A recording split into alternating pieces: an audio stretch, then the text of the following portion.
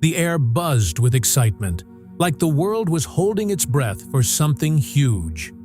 This was a moment that would go down in history. Inside the Sistine Chapel, where Michelangelo's stunning artwork seemed to whisper ancient secrets, a sacred ceremony was taking place. Cardinals, dressed in their striking red robes, moved with quiet dignity. They came from all over, big cities, small towns, places of war, and lands of peace, each carrying the dreams and prayers of millions. Their job? To choose a new leader for the Church, someone to guide people through today's fast-changing world. It was a massive responsibility, and you could feel the weight of it in the room. The Cardinals' faces showed a mix of hope, worry, and resolve. They knew their decision would be talked about and remembered for years. Outside, in St. Peter's Square, crowds gathered, staring at the chapel's chimney, waiting for a sign. Every wisp of smoke sparked guesses and whispers. Days passed, nights lingered, and the tension grew. Inside, prayers filled the chapel as the world waited for news that could change everything. Inside the Sistine Chapel, the Cardinals prayed softly, their words blending with the ancient echoes of the past. The chapel felt alive, buzzing with the shared hopes of people around the world. The Cardinals sat in quiet thought, choosing their words carefully, discussing with respect as they tried to understand what God wanted. Every vote was like a prayer, not just a mark on paper but a sacred moment. Each cardinal felt they were part of something bigger, guided by faith. Outside, black smoke puffed from the chapel's chimney, telling the crowd in St. Peter's Square that no pope had been chosen yet. The people sighed together, disappointed but determined to keep waiting. The air was thick with excitement and nerves. Everyone in the square wore a mix of hope and worry on their faces, holding their breath for news. Days passed, and then, one morning, something changed. As the sun bathed Vatican City in golden light, the crowd felt a spark of hope. The air seemed different, like something big was coming. Then it happened. White smoke poured from the chimney. The crowd gasped as one, the sound rippling through the square. It was the sign they'd been waiting for. A new pope had been chosen. Joy erupted, faces glowed, and tears of happiness flowed. The square buzzed with energy, alive with the thrill of this historic moment. A new pope had been chosen. The Cardinals, after completing their sacred task, were ready to introduce the Church's new leader to the world. The excitement in St. Peter's Square was so strong you could almost feel it. Everyone waited eagerly to see who would guide them next. The Dean of Cardinals stepped onto the balcony, and the crowd hushed, hanging on his every move. The moment had arrived. His voice rang out across the square, carried by loudspeakers. Annuncio vobis gaudium magnum, habemus papam. We have a pope. The crowd burst into cheers, a tidal wave of joy and relief sweeping through the square. A new chapter for the Church had begun. The name echoed. Cardinal Luis Antonio Tagle. People whispered his name with awe. For days, pilgrims from every corner of the world had gathered in Vatican City, hoping for a leader to guide them through today's challenges. Now, their wait was over. Strangers hugged, tears of happiness flowed, and the square buzzed with celebration. Flags waved, and the air crackled with excitement. For the first time ever, a Filipino pope, a son of Asia, would lead the Church. This wasn't just a moment of pride for Filipinos, but a historic triumph for all of Asia. The crowd roared, hearts full, as they celebrated this unforgettable day. This moment shone a spotlight on Asia's growing role in the global Catholic family. The crowd in St. Peter's Square was a beautiful mix of people from all over, different cultures and traditions, all united by their faith.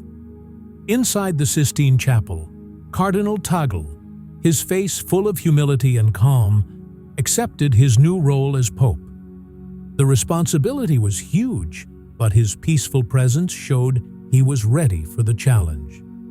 Surrounded by the other cardinals, he knelt in prayer, asking for God's help to guide him. He chose the name Pope Louis I, honoring Saint Louis. Louis IX of France, a kind and just leader who cared deeply for the poor. This name showed Pope Louis I's promise to lead with compassion and fairness. Then, the massive doors of the basilica swung open, a sign that a new chapter for the Church had begun. The crowd's excitement hit a fever pitch, everyone staring at the entrance, eager for their first look at the new Pope. Pope Louis I stepped out, dressed in flowing white robes that stood for purity and service. The square erupted in cheers and applause, the white of his robes glowing against the colorful sea of people. He raised his hand in a gentle blessing, a simple yet powerful gesture that connected him to the crowd. A wave of awe swept through the square as people realized they were part of history. The air buzzed with unity and purpose, everyone feeling like they were part of something much bigger, a moment that would live on for generations. The sun burst through the clouds, showering St. Peter's Square in golden light, as if the heavens were celebrating too. The warm glow lit up the faces in the crowd, a symbol of hope and a fresh start. It felt like a new day was dawning for the Church and everyone who followed it. The world watched in wonder as Pope Louis I, a kind and humble man, took his place as the leader of the Catholic Church. His warm smile reached out to the crowd, showing he cared deeply for the poor, the overlooked, and the forgotten. His first words as Pope carried the same heartfelt message as his namesake, Saint Louis: humility, kindness, and love. "My brothers and sisters," he said, his voice full of feeling, "let's build a church that welcomes everyone, everywhere." In the Philippines, from the lively streets of Manila to tiny mountain villages, people exploded with joy. The news spread like wildfire.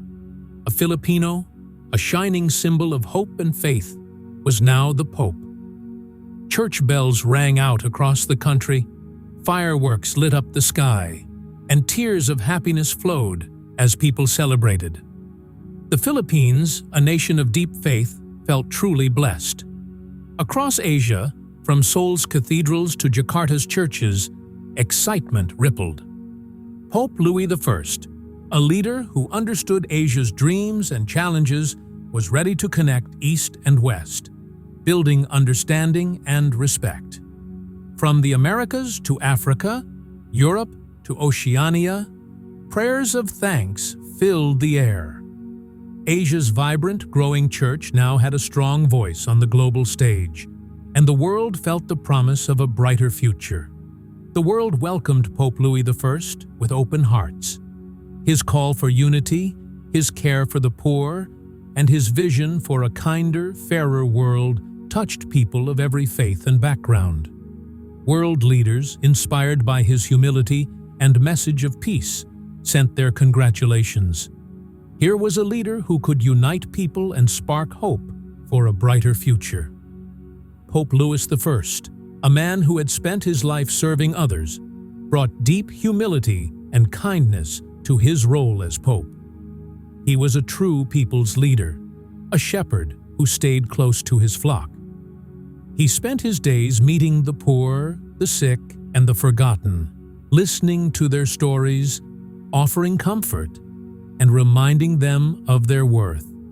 His actions spoke louder than words, living out the message of love and service found in the Gospel. Pope Louis I focused on those often ignored, urging the Church to stand with the poor, hear the voiceless, and protect the vulnerable. His words struck a chord worldwide, challenging the powerful, uplifting the suffering, and inspiring millions to work for a fairer world. The election of Pope Louis I was a turning point for the Catholic Church.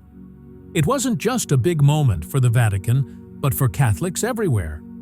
The Cardinals had chosen a leader who truly lived out humility and compassion, a man whose life reflected Jesus' teachings. In Vatican City, the air buzzed with excitement, filled with a powerful sense of hope and a fresh start. People from every corner of the world came together to witness this historic moment, their faces glowing with joy and excitement. Pope Louis I's humility, kindness, and deep commitment to the teachings of Jesus brought fresh energy to the ancient Catholic Church. He wasn't just a leader in name, he was a true shepherd, guiding his people with a gentle but steady hand. His actions spoke louder than words as he reached out to the forgotten and the struggling, offering them comfort and hope. His prayers weren't just routines, they were heartfelt talks with God, showing his strong spiritual connection. He reminded everyone that the church isn't just a building. It's a community of people bound by faith and love.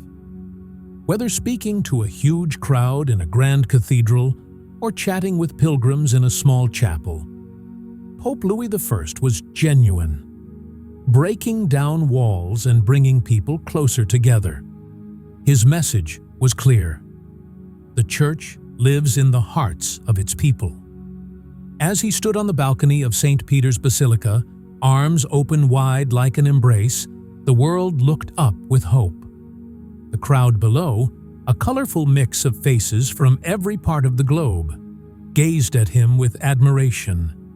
In that moment, the world's divisions seemed to melt away, replaced by a shared desire for peace and unity. His words, filled with strength and grace, touched everyone who heard them. Pope Louis I was a leader ready to guide the Church into a new chapter.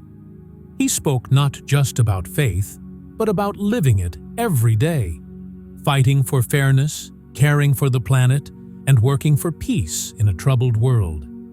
His vision was bold, a church that doesn't stand apart, but engages with the world, working hard to make it a better place for everyone. The future felt full of hope, like a new day was dawning.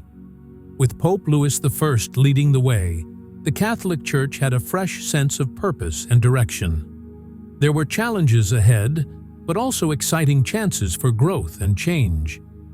As the sun rose over the Vatican, bathing the ancient stones in golden light, it marked the start of a new chapter in the Church's long story, a chapter shaped by hope, kindness, and a deep commitment to the values that have guided believers for centuries. For more fascinating stories and engaging content, please subscribe to the God Always channel.